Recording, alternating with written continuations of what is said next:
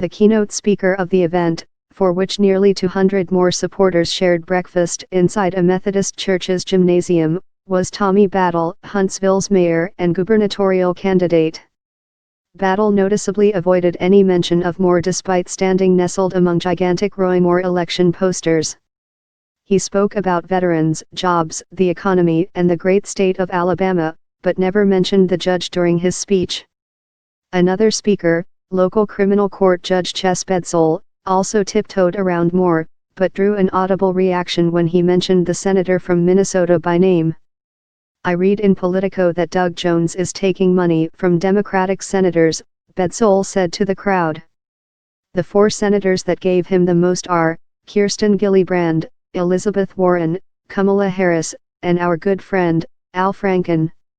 He added, "If you want those people telling our senator how to vote and what to do, that's what you'll be voting for if you vote for Doug Jones. That's a story that didn't make the rounds yet and we need to start pushing." As the state inches closer to its December 12 special election, Moore's bid for the Senate has become a candidate-less candidacy. He has been accused of sexual misconduct by several women, including one who was 14 when he allegedly assaulted her during his time as a prosecutor. For more news videos visit News Pulse View. No Republican here wants to talk about the elephant in the room, and when given the opportunity, they usually don't. Attending a Roy Moore election event in Alabama these days is awkward. Rarely do state politicians even utter his name, let alone take sides in front of constituents. Instead, they've attacked his opponent, Doug Jones, his accusers, or the Washington establishment. It's the safe move, keeping Moore at arm's length while reminding voters of their real enemies.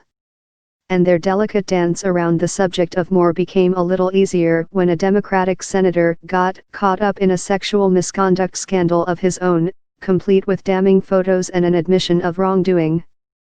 Franken and the national Republicans who ditched Moore are the state GOP's new punching bags. Moore's supporters have followed suit, and the finger tends to point at Franken when they're called out. An Alabama police chief under fire for alleging that Doug Jones fondled me on a Boy Scout camping trip on Facebook told reporters he was only joking. Killen Police Chief Brian Hammond said that another of his assertions in the social media post that silence is consent was directed at the lack of outrage over Franken's scandal and not at victims of sexual assault. They've been coached to stay on point, so to speak, and not allow themselves to get dragged down into areas where there are big question marks because then they won't have press coming back at them later, said Dallas Terrell, Director of Engagement for the Alabama Minority GOP and a Moore supporter who was at the church event. Terrell agreed with Moore, though, that there's a double standard between Moore and Franken. "Part of the problem," he said, "is that because Franken was an entertainer, we don't take him as serious, whereas if the judge was doing it, that's a huge problem."